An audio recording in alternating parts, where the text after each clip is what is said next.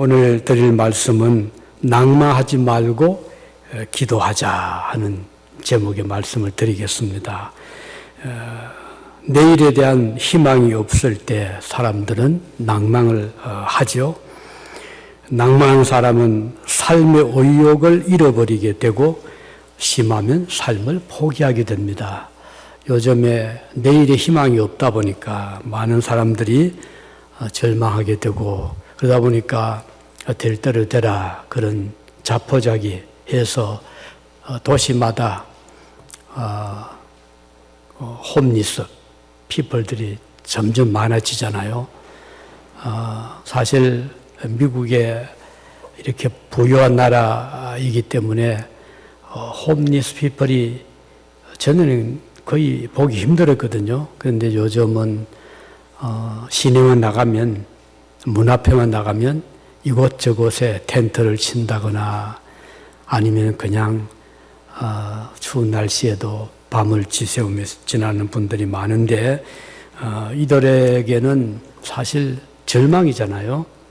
삶을 포기할 정도로 될 대로 되라는 그런 자포자기의 심정으로 하루하루 살아가는 경우들이 많이 있습니다. 우리 그리스도인들에게도 이런 절망의 때가 있지 않습니까? 그러나 우리 주님께서는 낭망하지 말아라 라고 말씀하시면서 대신에 기도해라 이렇게 말씀하고 있습니다. 그러면서 오늘 아주 쉽게 비유를 들어주시거든요. 어떤 도시에 가난하고 힘이 없고 어렵게 사는 한 여인이 있었는데 억울한 일을 당했습니다. 그래서 여인이 어떻게 호소할 길도 없고 그래서 재판을 받으려고 해도 변호사 살 힘이 없잖아요. 그래서 고심하다가 재판관을 직접 찾아가서 호소하기로 생각을 하고 어렵사리 재판관 집을 찾아내어서 대문을 두드렸습니다. 억울한 제 사정을 좀 해결해 주십시오. 그렇지만 아무리 큰 소리로 문을 두드려도 아무도 나와보지를 않습니다. 돌아왔지요. 이튿날 또 갔습니다. 마찬가지로 그냥 빈손으로 돌아오게 됩니다. 안에는 재판관이 있었지만 이 사람은 하나님을 두려워하지 않는 그리고 불의한 재판관들 뇌물을 많이 주면 마음이 움직일까 아무런 자기에게 도움도 안 되는 그런 사람이 와서 문을 두드린다고 해서 선뜻 나설 그런 사람은 아니었습니다. 그럼에도 불구하고 이 여인은 매일같이 하루 일가로 삼고 그 집을 찾아가서 도와주세요. 억울한 일을 해결해 주세요. 라고 하면서 사흘째도 나흘째도 열흘이 돼도 계속 갔습니다. 안에 있는 이 재판관이 생각하니 언제까지 이런 소란을 들어야 되는가 귀찮아서라도 뭔가 들어보고 오지 않도록 해결해 줘야 되겠다 생각을 하고 마침내 문을 열어주었다는 그런 비유를 주님이 말씀하시면서 불의한 재판관도 이렇게 끊임없이 와서 호소할 때 들어주었거든 하물며 의로우시고 선하신 너희 하나님 아버지께서는 밤낮 부르짖는 성도들의 기도에 귀를 기울이시고 들어주시지 않겠느냐 이렇게 말씀을 해 주셨습니다. 그렇습니다. 우리 하나님은 성도들이 끊임없이 기도할 때 반드시 언젠가는 들어주시는 하나님이십니다. 그러면 오늘 이 말씀을 통해서 몇 가지 말씀을 같이 생각하겠습니다. 첫째는 기도를 쉬지 말자. 항상 기도하자는 것입니다. 이 항상 기도하라 영어면 always 끊임없이 쉬지 말고 그런 뜻이거든요. 우리가 이 세상을 살아가면서 항상 해야만 되는 일들이 많이 있잖아요. 기도 외에도 가령 음식 어제 먹었으니까 오늘은 안 먹어도 된다. 그럴 수는 없잖아요. 매일같이 끊임없이 영양을 보충해 주어야 살 수가 있지 않습니까? 음식도 그렇고, 그 다음 또 호흡도 그렇잖아요. 한꺼번에 뭐 잔뜩 산소를 들어 마셨다고 해서 며칠 숨을 안 쉬어도 된다는 게 아니잖아요. 계속해서 호흡은 해야 됩니다. 마찬가지로 우리 성도들이 믿음 생활할 때 쉬지 말아야 될 것이 있는데 그것은 하나님 앞에 기도하는 것입니다. 그래서 성경에 보면 쉬지 말고 기도해라. 항상 기도해라. 기도를 중단하지 말아라. 이렇게 말씀을 하고 있습니다. 매우 중요한 우리 주님의 말씀인 것입니다. 바울 사도도 말씀했죠. 쉬지 말고 기도해라. 데살로니가전서 5장 17절에 말씀하셨고, 오늘 주님의 비유의 말씀에서도 한 억울함을 당한 여인이 끊임없이 그 재판관 집에 가서 문을 두드리는 것처럼 하나님의 자녀들은 어떤 환경에서든지 기도하기를 쉬지 말아야 된다는 말씀인 것입니다. 우리 엘리야를 잘 알잖아요. 엘리야는 매우 유명한 선지자였습니다. 그런데 3년 6개월 동안 비가 오지 않았습니다. 얼마나 가물었잖아요. 땅이 갈라지고 곡식이 다 마르고 동물들이 죽어가고 이런 목숨까지 위험한 그런 일이 이제 닥쳐왔을 때 엘리야는 가멜산에 올라갔죠. 지중해 쪽이 바라보이는 높은 이스라엘 서쪽에 있는 산인데 올라가서 기도를 합니다. 비가 오기를 위해 기도했지요. 사환을 데리고 갔습니다. 사환에게 부탁합니다. 자, 내가 기도하는데 너는 저쪽에 바다 쪽을 보고 있다가 구름이 떠오르는 것이 보이면 나에게 알려달라. 엘리야는 믿었어요. 자기 기도하면 하나님이 반드시 아무리 이런 감은 때라도 비를 주실 것이다. 믿고 엘리야가 사환에게 부탁을 하고 기도를 시작했습니다. 기도를 한참 하고 나서 사환에게 물었죠. 무엇 보이는 것이 없느냐? 아무것도 없습니다. 엘리야가 그 기도의 능력이 있는 사람이고 그동안 놀라운 일들을 많이 한 사람임에도 불구하고 기도를 했지만 아무 효과가 없었습니다. 엘리야는 중단하지 않았죠. 또 기도를 했습니다. 열심히 기도한 다음에 사환에게 또 부탁을 했죠. 가서 다시 보아라. 사환이 또 갔습니다. 아무리 봐도 맑은 하늘에는 구름 한 점이 보이지 않습니다. 돌아와서 아무것도 안 보입니다. 그래, 내가 또 기도하겠다. 또 열심히 기도합니다. 3번을 하고 4번을 하고 5번을 하고, 그런데 잠깐 한마디 하고 그친 것이 아니고 정말 열정을 다해서 기도를 쉬지 않았습니다. 5번을 하고 6번을 하고도 사환을 보내보면 답은 마찬가지입니다. 아무것도 안 보입니다. 그러면 생각할 수 있잖아요. 아니, 그동안 하나님이 내 기도를 잘 들으시더니 왜 오늘은 안 들으시는가? 여러 가지 생각할 수 있겠죠. 그럼에도 불구하고 엘리야는 중단하지 않고 또 기도를 했습니다. 7번까지를 기도를 하고 또 보냈습니다.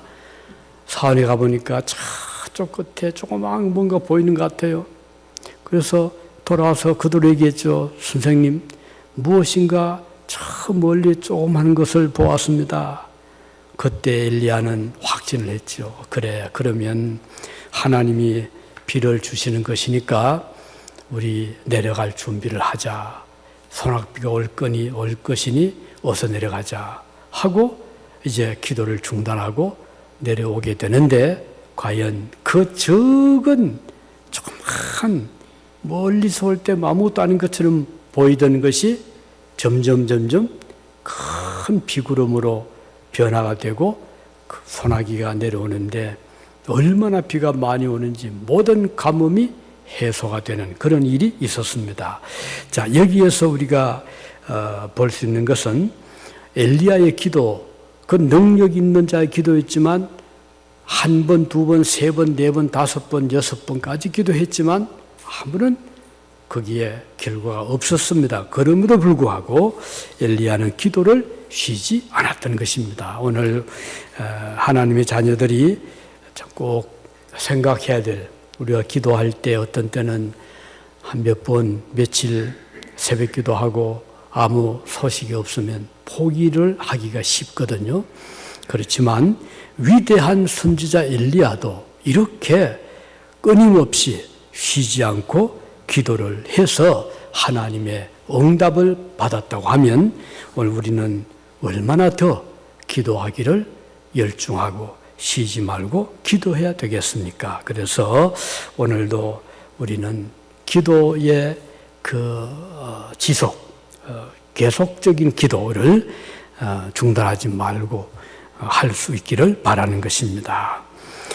한두 번 기도해서 응답이 없다고 해서 포기할 것이 아닙니다. 왜냐하면 하나님은 반드시 우리의 기도를 듣고 계시기 때문입니다.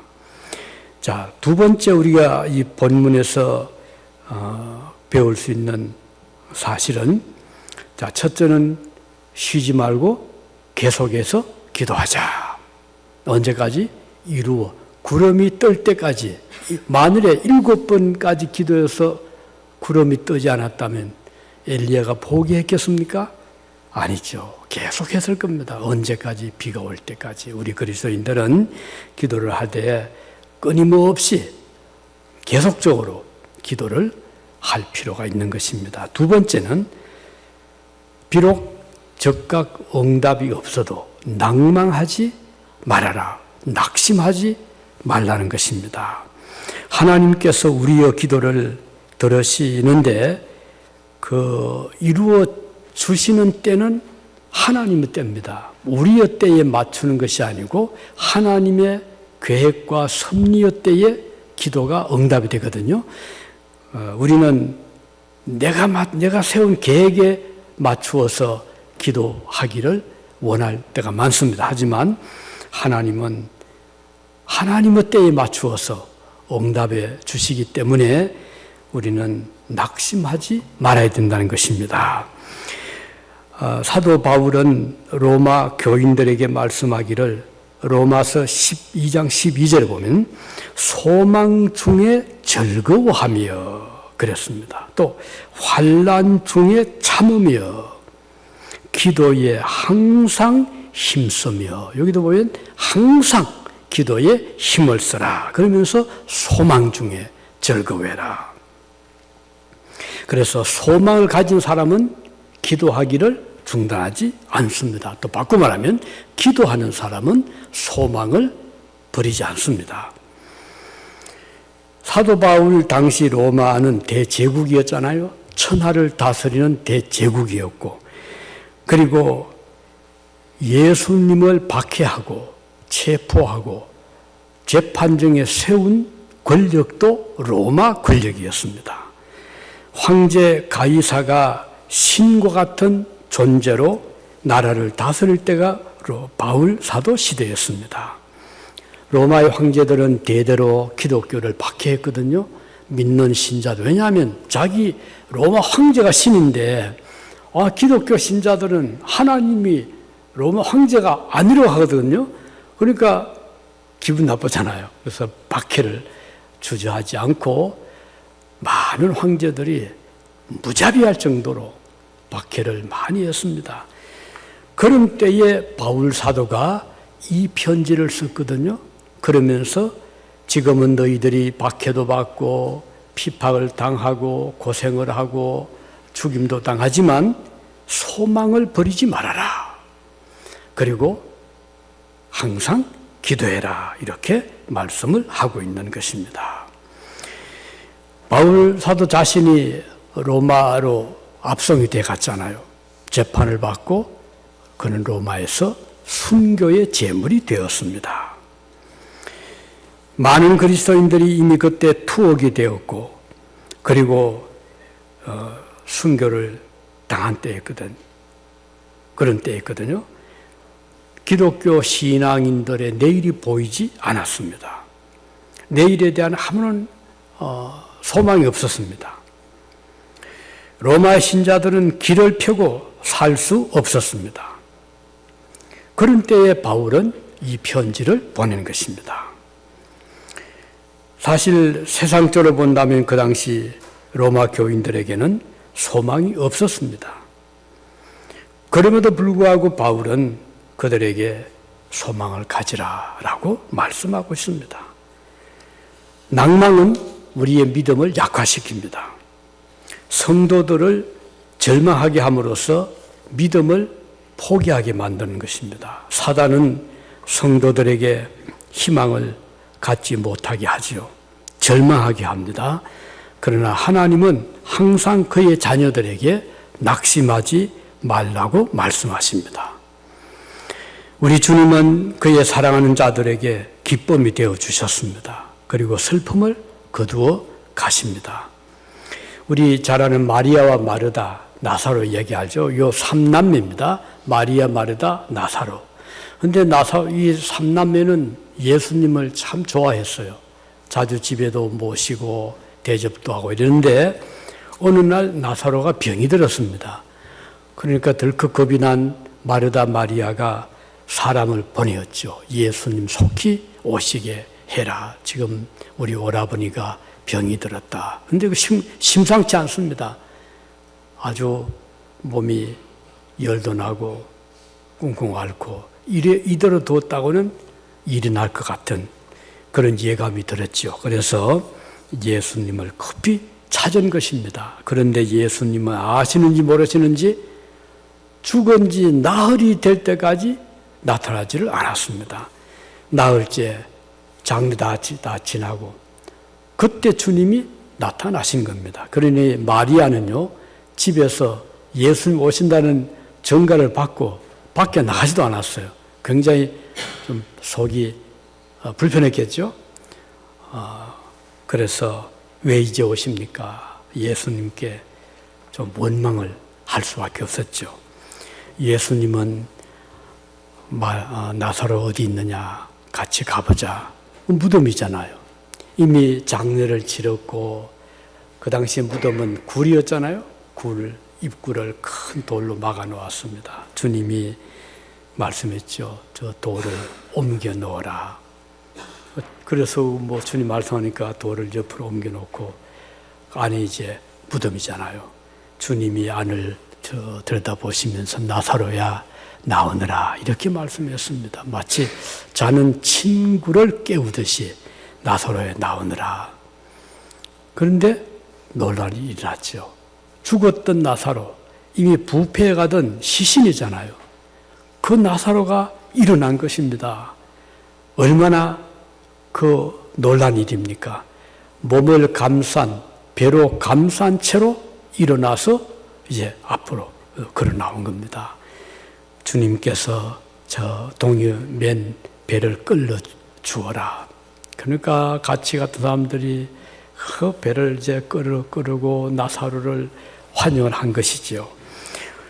우리 주님께서 나사로를 살려주셨습니다.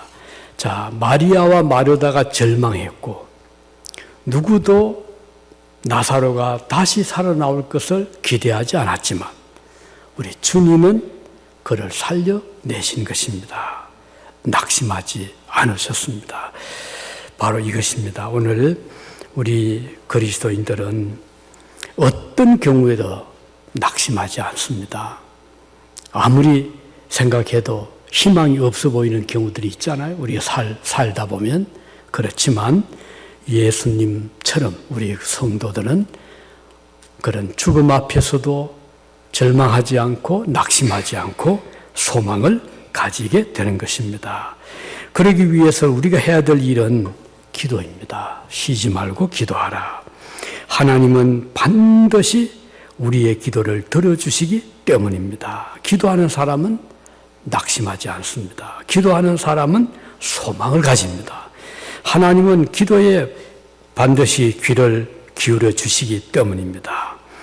하나님을 믿는 사람들은 하나님께로부터 보살핌과 보호를 약속받은 사람들입니다. 하나님을 믿는 사람들은 밤낮 쉬지 않고 하나님께 부르짖고 기도할 수 있는 것입니다. 그 이유는 하나님께서 약속을 해 주셨기 때문입니다. 우리는 이 기도를 할 때 약속을 믿고 그리고 기도해야 되는 그런 의무감도 있습니다. 여기 가난한 과부가 불의한 재판관 집에 가서 문을 두드리면서 막 호소를 아무리 해도 끄떡하지 않았던 그 재판관이었지만 마침내 마음이 바뀐 날이 왔잖아요. 오늘 성도들이 기도할 때 어떤 때는 기도에 응답하지 않는 것처럼 야곱이 그 천사와 씨름할 때 어땠습니까? 뭐 한두 번 해서 야곱의 손을 놓지 않았잖아요. 그가 비록 뭐 넘어져도 뼈가 부러져도 야곱은 손을 붙잡고 놓지 않았습니다. 하나님이 그것을 보신 거예요. 그리고는 나중에 천사가 내가 졌다라고 하면서 야곱에게 그의 소원을 들어 주었거든요.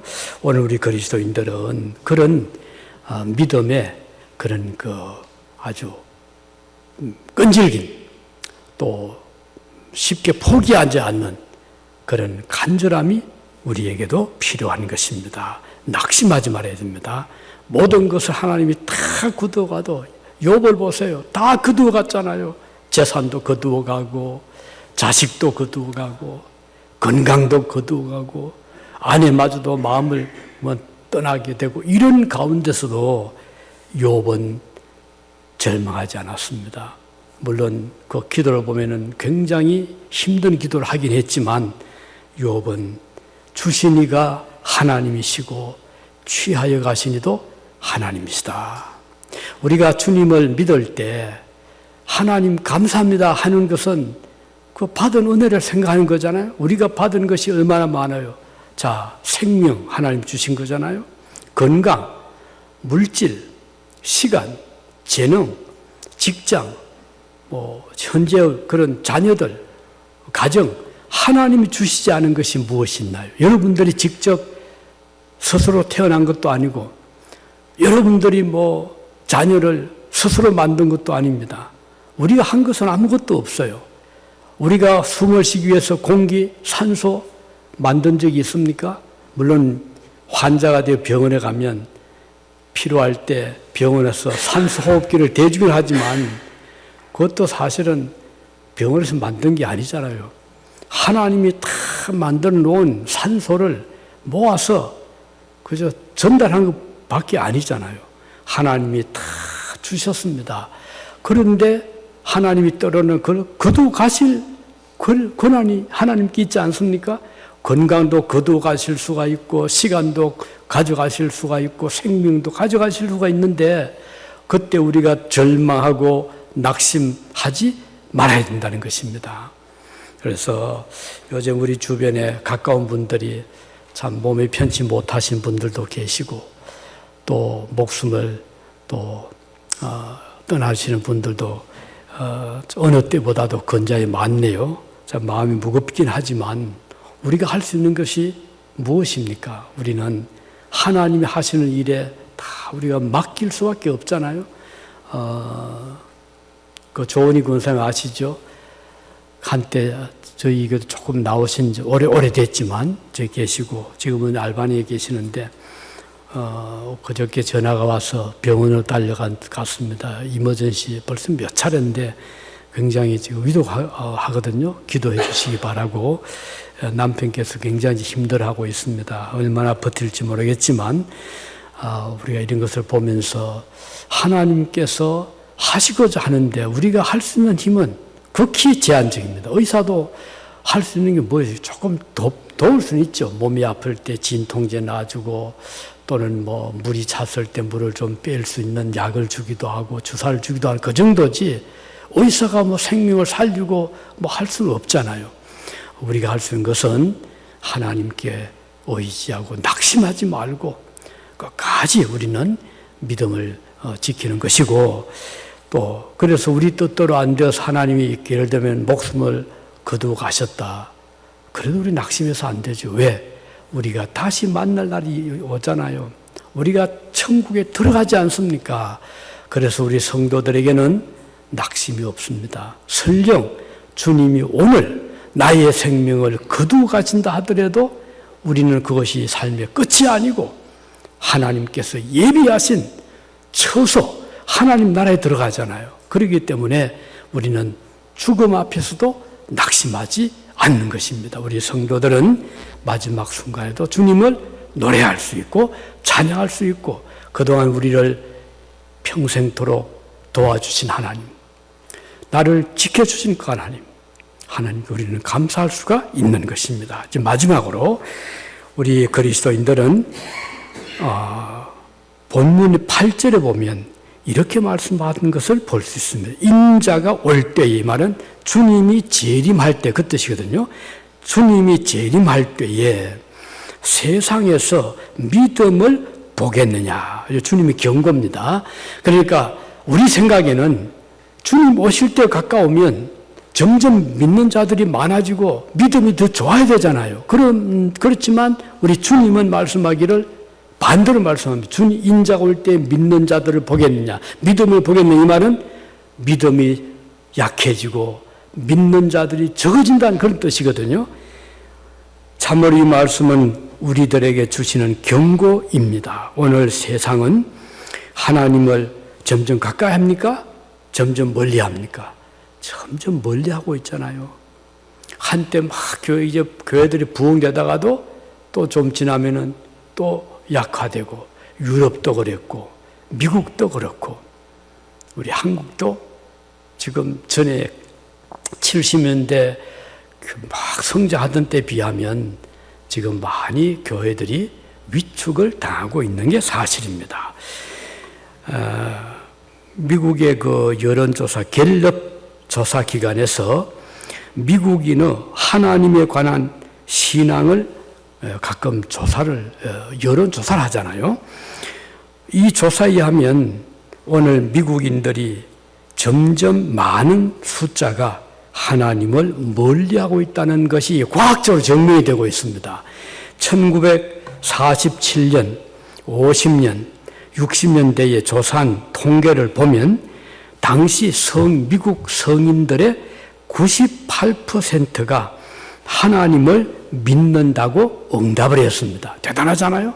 100명이면 98명이 하나님 믿습니다. 단 2사람 정도만 안 믿습니다. 이렇게 했던 그런 조사가 있었습니다. 그런데 이제 한참 세월이 흘렀죠. 2011년도에는 98%의 등이 92%로 내려 떨어집니다. 그래도 뭐 많은 편이죠. 다른 나라에 비하면. 그러다가 또 2013년, 14년, 2017년도의 통계를 보면 또 떨어집니다. 87% 정도만 하나님을 믿습니다. 이렇게 응답을 하고 있습니다. 하나님을 떠난 집단을 보면 가장 많이 떨어진 집단은 젊은 청년들이었어요. 이건 미래를 어둡게 하잖아요. 차라리 뭐 청년층이 믿음이 점점 좋아지면 앞으로 10년 후 되면 아주 교회가 활력을 받을 터인데 반대로 젊은 집단이 하나님을 오히려 멀리 떠나고 있습니다. 실제로 요즘 미국 교회 교인들의 분포를 보면 노인들이 대부분이거든요. 유럽도 그랬어요. 노인들이 훨씬 더 많고 젊은이들은 부모님 손에 붙잡혀서 나오는 정도지 청년들이 믿음을 하는 것은 그렇게 흔하지 않습니다. 이것은 미국 내에 있는 한국 교포 교회들도 마찬가지입니다. 믿는 자들의 숫자가 늘어가야 되는데 줄고 있습니다. 그리고 교회 수들도 줄고 있거든, 지금은요. 처음에는 미국에 이민을 오면 대부분 그 이민 온 자들이 제일 먼저 찾는 곳이 교회였거든요. 교회 오면 그래 따뜻하게 환영도 해주고 도움이 필요할 때 도와도 주고 안내도 해주니까 교회를 믿든 믿지 않든 일단 교회로 들어왔던 우리 이민 역사인데 요즘은 뭐 교회 들어오지 않아도 이런저런 그런 인연이 있고 하다 보니까 교회 나오는 숫자가 전에 비하면 지금 많이 줄어들고 있습니다. 그러다 보니까 전도하기가 쉽지 않습니다. 물론 이제 전도 아주 안 되는 건 아니지만 전에 비하면 우리가 복음을 전하기가 쉽지 않은 이런 때입니다. 그래서 굳이 교회를 찾지 않아도 뭐 이러저러 도움을 받을 수 있고 또 이 미국 그 정신 이 세계가 굉장히 물질주의잖아요. 유물론적인 그런 사상 때문에 눈에 보이는 그것이 최고의 행복을 보이잖아요. 훌륭한 그런 좋은 직장, 좋은 사업, 좋은 주택, 좋은 자동차, 뭐 좋은 명품 이런 것들이 관심을 끌지 믿음이라든지 하늘의 세계라든지 또는 신앙의 유산이라든지 자녀의 믿음 교육 등에 대해서는 그 다음 차순으로 자꾸 밀려가고 있는 것입니다. 이것이 오늘 현실이거든요. 그래서 오늘 주님의 말씀 인자가 올 때에 믿는 자들을 보겠냐 믿음을 보겠냐 하시는 말씀은 오늘 우리들에게 경고를 주시는 말씀인 것입니다. 이 갤럽 조사 기관에서 또 이제 몇 가지 질문을 했습니다. 기도의 응답을 믿습니까? 이런 질문을 했습니다. 우리가 기도할 때 실제로 하나님 그 기도를 들으시고 개입하시는지 물었습니다. 그런데 하나님을 믿는 사람들에게도 물었거든요. 당신 기도를 하는데 응답을 믿느냐? 그랬더니 대답을 하기를 그 중에서 기도의 응답을 믿는 사람들은 믿는 사람들 중에서 절반 정도만이 하나님의 기도를 들으시며 사람들을 대신해서 개입하실 수 있다. 이렇게 응답을 했습니다. 그리고 50% 정도만 기도의 응답을 믿는 것이 누가? 믿는 신자들도. 이건 좀 놀라운 일이죠. 그리고 또 28%는 믿는다고 하면서도 하나님의 기도를 들어도 개입할 수는 없다. 이렇게 생각하는 거예요. 그러니까 뭐 부정하는 거잖아요.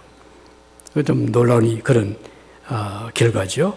그리고 질문을 받은 11%는 하나님은 아예 기도를 듣지도 않으실 뿐 아니라 개입도 하지 않는다.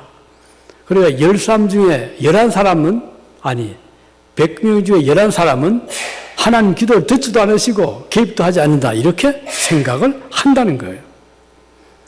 이것은 대단히 좀 충격적이죠. 믿는 신자들 중에서도 기도의 응답을 믿는 자들이 100% 아니라는 사실입니다. 이런 통계를 보면 예배 참석하는 자들이 훨씬 많이 하나님의 기도 응답과 개입을 믿는 것은 사실이지만 그렇지만 그들 중에서도 믿음의 어떤 정도를 보면 기도를 하나님이 듣지 않으신다라고 생각한 자들이 생각보다 많은 것입니다. 이런 것들을 보면서 우리는 주님이 오실 날이 점점 가까워지고 있다는 생각을 하게 됩니다.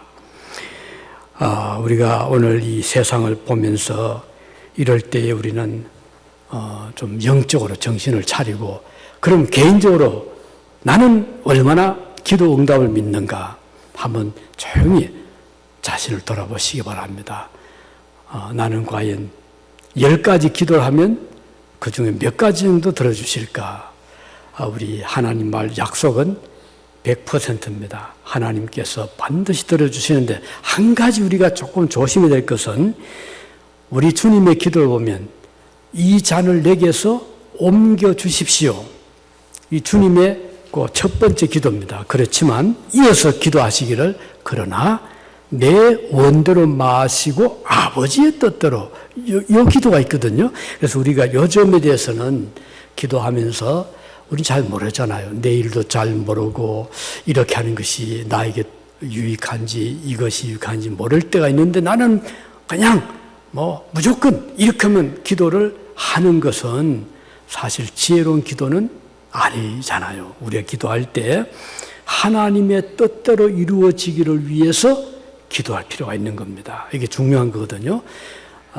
그런 기도를 할 때 하나님은 100% 기도에 응답해 주시는 것이고, 또 설령 하나님의 뜻을 모른다 하더라도 우리가 기도를 할 때 하나님이 우리에게 깨닫게 해 주실 때가 반드시 옵니다. 그러니까 기도를 하지 않는 거하고 기도하는 거하고는 큰 차이가 나는 것이죠. 어떤 때는 하나님의 뜻을 모르고 내 생각대로 막 기도를 하는데 어느 날 순간적으로 주님께서 지혜를 주십니다. 아, 이렇게 되면 안 되겠구나. 그래서 기도를 이제 바꿀 수도 있고, 그러나 기도는 반드시 역사를 하는 것입니다. 그래서 기도의 능력을 믿는 사람은 낙심하지 않습니다. 절대로 낙마하지 않습니다. 그리고 소망을 가집니다. 오늘 저와 여러분들이 이 말씀 기억하시면서 오늘처럼 어려운 세상, 살기 힘들잖아요. 그리고 한결같이 오늘날 경제 전문가들은 미국의 경제가 앞으로 상당히 어려울 것이다 전망들 모두 하더라고요. 한국도 마찬가지입니다. 벌써 미국에서는 몇 개 은행들이 문을 닫았잖아요. 굉장히 불안한 그런 징조들이거든요. 앞으로 또 어떤 문제가 날지는 우리가 모르지만, 그러나 전문가들은 예측을 합니다. 많이 힘들 거다. 그래서 저 금리가 오르잖아요. 이 금리 오르는 자체가 이게 불안한 겁니다. 금리가 오르지 않으면 달러 가치가 막 폭락이 되고 미국의 돈이 빠져나가고, 금리를 올리니까 이게 또 보통 문제 아니거든요. 서민들이 집 사기 힘들고 그리고 빚 갚기 힘들고 이렇게 되거든요. 이런 딜레마 속에서 이 해결해 주실 수 있는 그런 길은 하나님밖에 없습니다. 아무리 미국의 경제 전문가에 해결할 길이 없는 거예요. 하나님께서만이 하실 수 있다. 미국뿐 아니죠. 세계 마찬가지입니다. 그래서 제가 스위스에 있었을 때 그 은행을 보면 세계에서 최고 은행이잖아요. 스위스는 금본위 제도를 아직도 지키려 노력하고 있습니다. 그러니까 캐시를 막 발행하면 그만큼의 금을 은행에서 보관을 한다는 거예요. 그만큼 가치가 있는 돈이 스위스 프랑인데, 얼마 전에 뉴스 들으셨잖아요. 그 중에 한 은행이 큰 2개 은행 중에 하나가 무너져 버렸어요. 이걸 보면 어려운 때구나. 그걸 절감하게 되거든요. 아무쪼록 이런 때에 우리 그리스도인들이 그렇다고 같이 절망할 수 없잖아요. 우리 이럴 때일수록 정신을 차리고 하나님께 기도하고 하나님 우리를 붙잡아 주시고 어려운 때를 잘 넘겨가도록 기도하고 소망 가지고 우리가 살아가시기를 바랍니다. 기도하시겠습니다.